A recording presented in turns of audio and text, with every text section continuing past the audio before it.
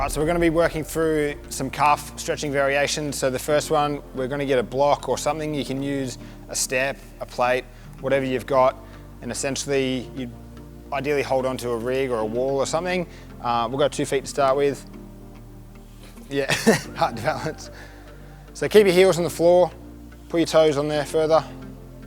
The next progression we've got is a more squat specific calf or dorsiflexion range. So we're going to use something to chock our front foot up, and then ideally something that we can grab onto the sides to leverage ourselves into the stretch more. And you can see what we're trying to do is create a smaller angle between the foot and the tibia, and we're using our body weight to drive that down. So the aim is to get our knees as far of our toes as possible.